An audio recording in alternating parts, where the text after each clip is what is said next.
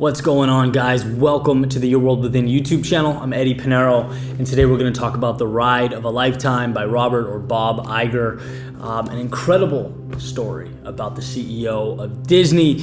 But before you stop, before you think, hey, this is a business book, doesn't really interest me, maybe I'm an athlete, maybe I'm an artist, maybe I just don't want to hear about business-related topics, I want you to understand something. Every single thing I'm going to talk about and why this book is so powerful has nothing to do with business and everything to do with perception about the world, right? He came from humble beginnings to one of the most influential human beings on the planet. Not because of necessarily business acumen, right? But because he took risks, because he understood that the past didn't define him, the future did. And if he prioritized things the right way, he could change things. Because he sought to understand people as opposed to villainizing them. And he worked with some of the toughest people in the industry to make magic and be creative and really step outside the realm of what Disney was to bring it to what it is today. Which, interestingly enough, the end of last week, I believe maybe Thursday or Friday, the stock for Disney went higher than it's ever been. And having just finished the book, I was like, I had some insight and understanding to that. So I'm excited to share that. I want to get into, I think, maybe the top 4 or 5 themes that I think will be relevant to everybody. Before I do, quick note. So I'm really enjoying this. I think I'm going to do like a Sunday book of the week or book club type thing. Last week, I did Green Lights by Matthew McConaughey. This week, obviously, The Ride of a Lifetime. Next week, I'm going to do Unbroken by Laura Hillenbrand, which will be fun. Fiction, a little bit different. But I'm going to leave the links in the description. If you want to get them and follow along, feel free. I'll get a small commission from anything you buy, which I will obviously reinvest back into the channel and bring you more videos like this. So thank you in advance for that. And let's get into The Ride of a Lifetime. The first theme is know yourself. I think it's Aristotle that says, knowing yourself is the beginning of all wisdom. Well, Bob Iger has a similar idea in here. He says, know what you don't know and trust what you do. And when he's almost launched into the head of ABC Entertainment, he's a guy that's primarily from the sports world, right? Now he's having to green light TV shows and films, and he doesn't know what's good and what's not good. But he's humble enough to put people around him that do.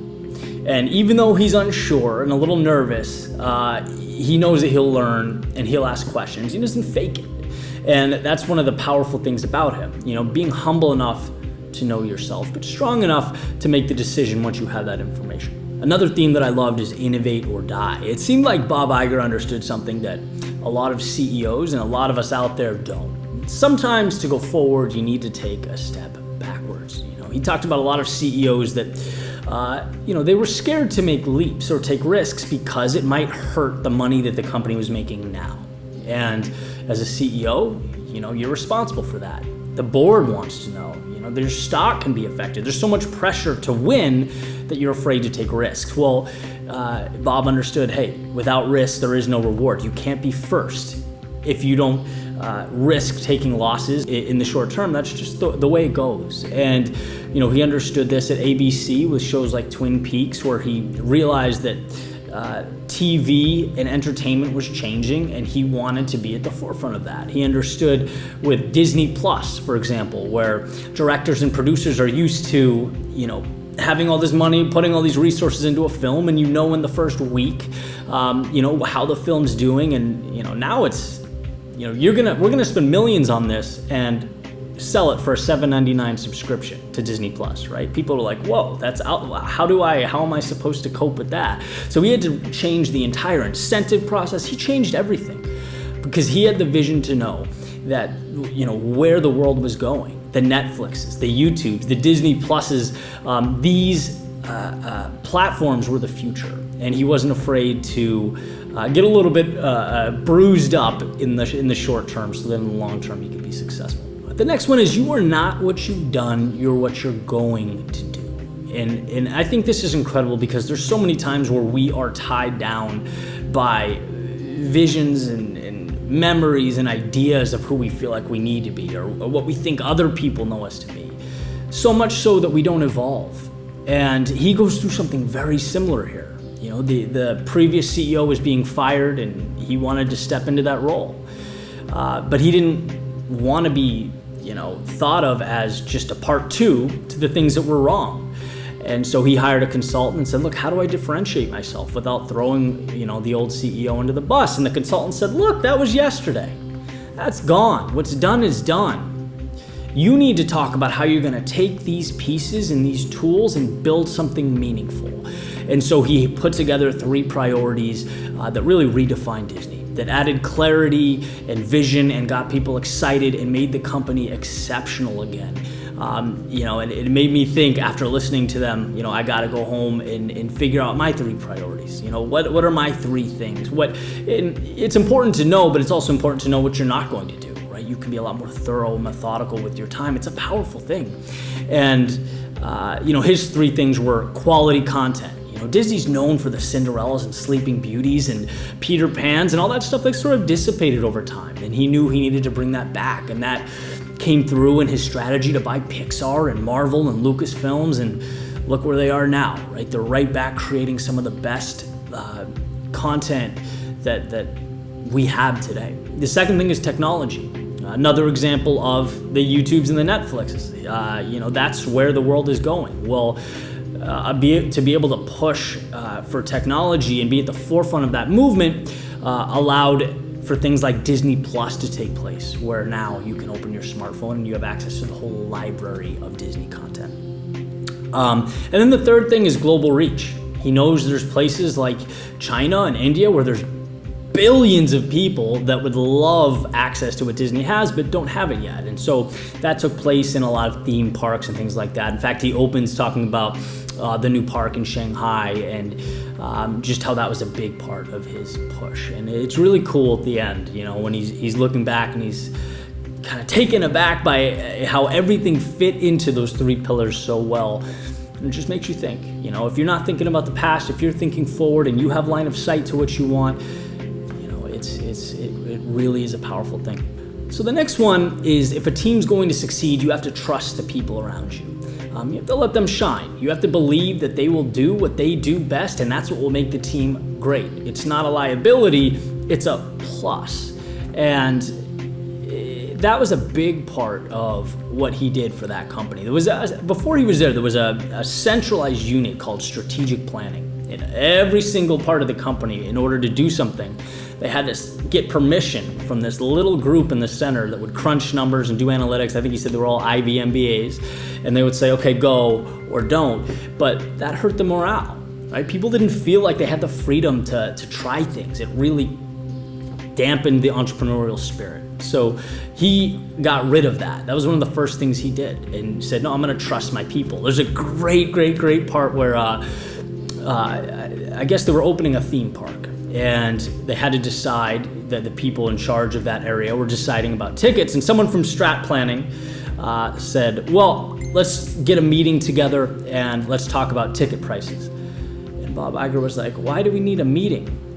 If they can't figure out ticket prices for their own project, for their own organization, they shouldn't be part of this company, right? We need to trust them to do that. Do you think that they can't figure out ticket prices? And it's like, well, no. I think, well, then no meeting, right? We got to learn to trust people.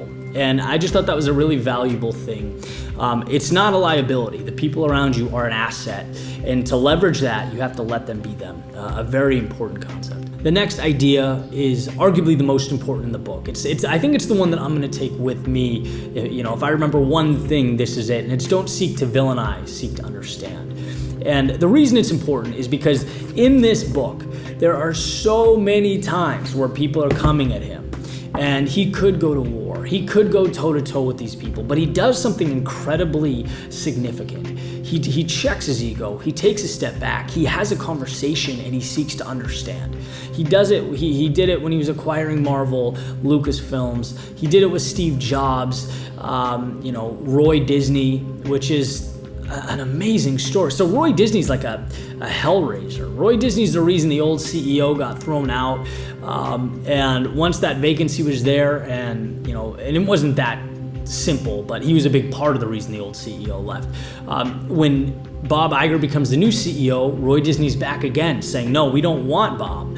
And he files a lawsuit. And, Bob could have armed up and got his lawyers and went to war with this guy, but he didn't. He called him and he had a conversation, and they're sitting there, and he learned something incredible about Roy. He learned that Roy had impossible shoes to fill. Being the nephew of Walt Disney, all he ever wanted to do was feel respected. And instead of making things worse, he used that to make both of their lives better. He made him a consultant. He gave him an office on campus. He made him feel part of something bigger. And Roy ultimately dropped the lawsuit, and instead of, again, going to war, things resolved themselves peacefully. Same with George Lucas buying Star Wars. He knew that George Lucas didn't really care if it was $4, $5, $6 billion. George Lucas cares about the legacy of what he's created. And so that was sort of the foundation that he used in their discussions. And was it perfect? No. But it was the start, and it helped these people feel understood. And it's a theme that, again, it's like whatever pursuit it is, to not villainize your opponents or try and win, despite them, but bring them in, understand them, realize that, they're not against you. It's not personal. It's just they see the world differently. And when we take a second to do that, paths open that previously weren't even remotely possible, right? Doors open that were locked because we showed that we're willing to learn, listen, understand, and work together. And the last thing I'll leave you with, I thought this was a cool quote. So Bob is outside the boardroom. This is right before he's going to try and pitch buying Pixar to the board. He thinks buying Pixar is going to change the company, but the board, they don't think they have the money. They think Steve Jobs is going to give them the finger. They know it's a real uphill climb, but Bob believes in it. And he brings up Teddy Roosevelt's Man in the Arena speech. He says, it's not a critic, it's the man in the arena that makes the difference. And it sums up the book in a nutshell. Whether it's at ABC or Disney, whether it's creatively acquiring companies that people thought were impossible, being at the forefront of technology, just doing all these things, stepping into these arenas that he had a lot of reasons not to, but he was willing to. It was part of his identity, it's part of who he is. And I'm gonna take that with me, right? I want to be a risk taker. There's value in taking risks, calculated risks, but risks. And I hope that for all of you. I hope whatever arena you are at the forefront of or have one foot in the door, I hope that you'll walk into that. And even if you lose, learn and continue on to the next one, because that's where the magic happens. So thanks for hanging out with me. Again, the ride of a lifetime. I really enjoyed this, and I hope you will too. Next week, like I mentioned, Unbroken, very different than the last 2 weeks, which is cool. It's a fiction about a runner who goes to war, gets shot down in the Pacific. Really powerful book. I'm about halfway through. I watched the movie, but you know how it goes. The book's always better than the movie, and a lot different too. So a lot of funny things, exciting things, entertaining things, but a lot of important takeaways we can apply to our lives as well. So excited to do that, and we'll see you guys. Talk soon.